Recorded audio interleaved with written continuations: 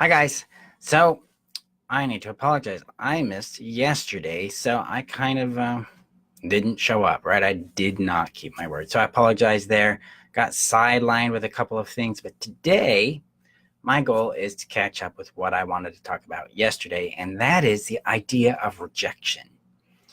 Rejection and the two challenges and what this means. We're going to see if we can fix this green here because it tends to, there we go.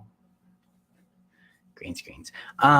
So here's the trick with rejection, because we're talking about I mentioned this a couple days ago. So what we're going to do is we're going to shoot at that. Now, rejection, especially when we're exiting codependency, has two primary challenges. Hi, Jackie. The first challenge that we get locked into is a sensitivity to rejection that prevents us from taking action.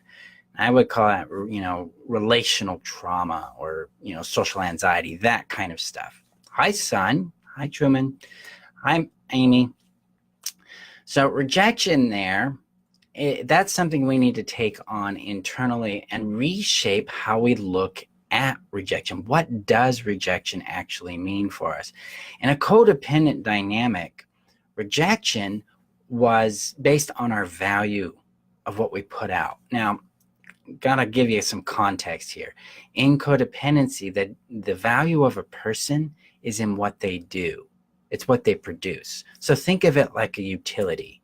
So, I go to the power company to get power, right? I don't go to the power company to feel connection or love or to be understood. I go there to get power, right? Well, in narcissistic codependent dynamics or abusive situations with toxic people, we are the utility. If I'm the codependent, I'm the supply to their demand. And so if we grew up with parents like this, like I did, we begin to see ourselves as fundamentally valued only in what we do. So we don't have a real sense of being valued for who we are. Okay, so in the relational spectrum, and I'll make a graphic about this for the codependent class I'm putting together, which you'll be seeing about in a bit. But so you got a spectrum. On this side, you've got the me only. That would be the narcissistic abusive type. And then over here, you have the codependent you only. And then in the middle, we have me and you. And the me and you dynamic is all about connection. It's about understanding and valuing who we are. And rejection, keeps changing. Rejection has a massive amount of difference between these 2 points. Okay. So if I'm an interdependent person, I've got a healthy sense of wealth about or worth and a sense about my own beingness, that I'm valued for who I am, not what I do primarily, then rejection takes on a very different meaning than if my value center is centered or centralized in what I do. Okay. So if rejection happens to me from a narcissistic point of view, like I'm being used for something, then I am being discarded, thrown away. So it's kind of like you go to the store, you buy a donut, you eat the donut, you discard what's left. That's kind of what narcissistic or supply or what I call object-oriented relationships behave like. Connection-centered relationships, things that come from the heart, we value how they feel. So rejection in that is more like we don't fit. Our happiness, our individual happiness, can't be accomplished together. We're talking like we're breaking up kind of rejection. Then we have little micro rejections that happen all the time. I mean, you guys went to the store, right? Sometime this week, and I'll bet you probably rejected the Brussels sprouts by not buying them, right? Because it didn't really resonate for what you needed. Maybe you have dietary requirements so that you can remain healthy. So that means you get to reject all the other things. Rejection is a normal process of life. Saying no is normal. It's healthy. It's necessary, especially if we're going to be happy. So in connection-centered or connection-oriented relationships, rejection is about love. That might sound pretty weird, but it's about saying, we don't fit in this way. and we may not fit at all. And so the loving, healthy thing to do is move us beyond that. Yeah, the evil romaine lettuce. See, toxic relationships, guys. We like romaine lettuce, but did we really get to know it first? So those are the two challenges we deal with in rejection.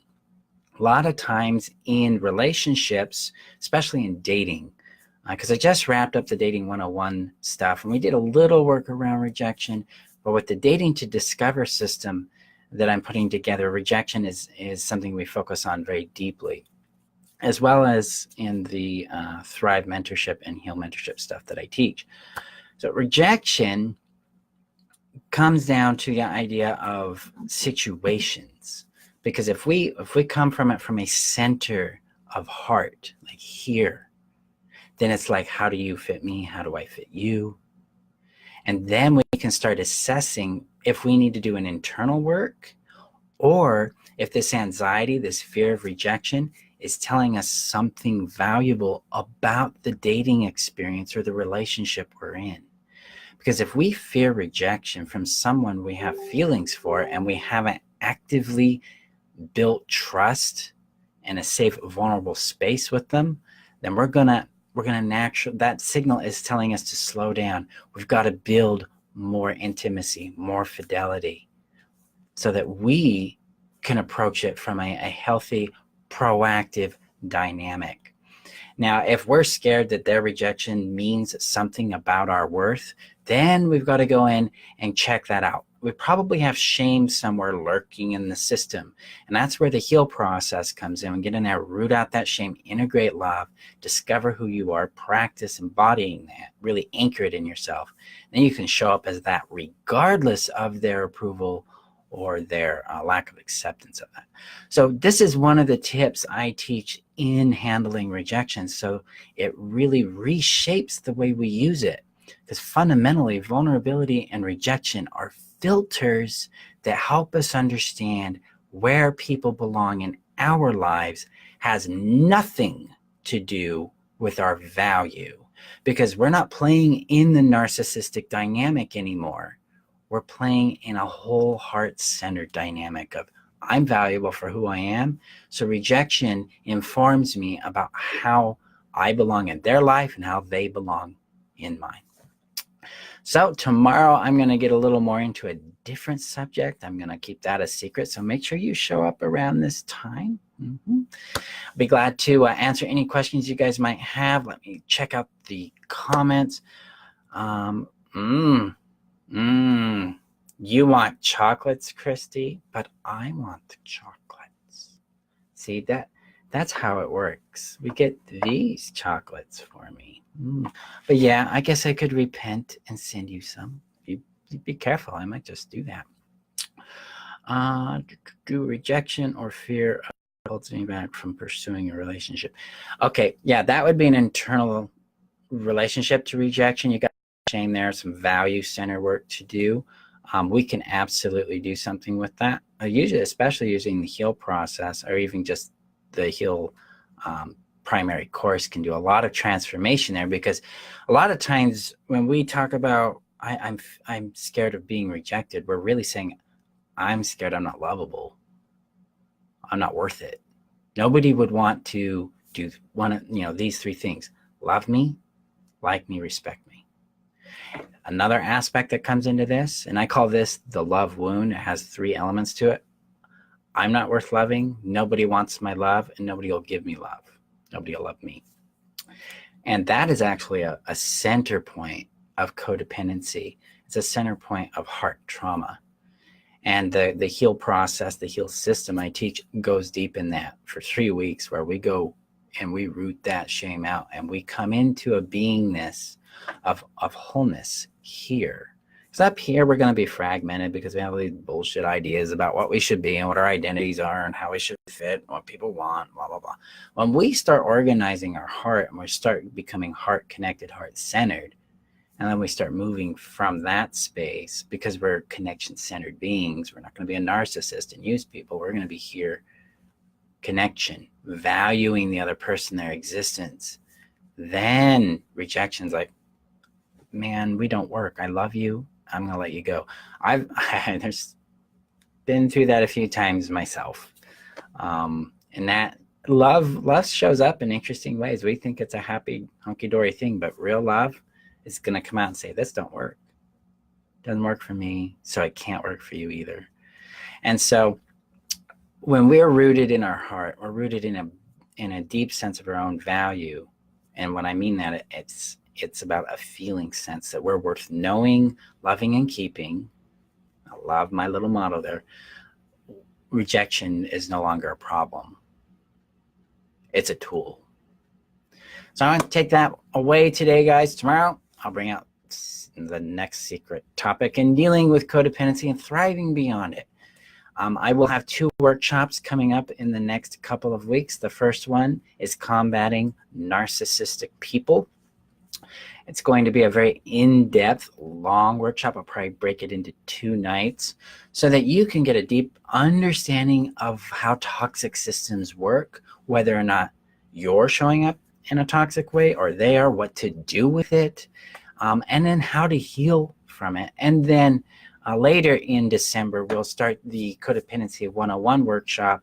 That'll probably be 2 or maybe even 3 things where we go in depth with what I see codependency as, how we deal with it, how we deal with the different kinds of personas or roles we take in that.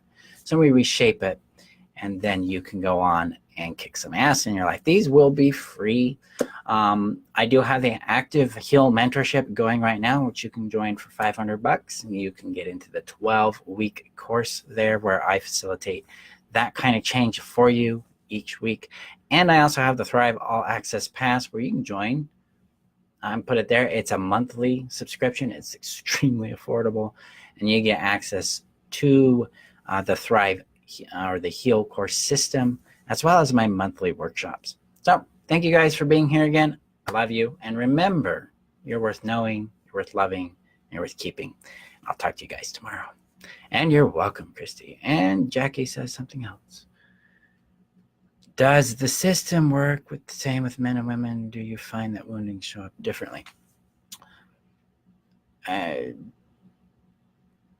would say no. I would say what is valued differently, yes, but not necessarily the experience of resolving it. No, I think the process works identically. That's been what the stats have shown. Men and women heal at the same kind of proficiency, despite their individual quality and experience. Okay, thank you guys. I'll see you online. Bye-bye.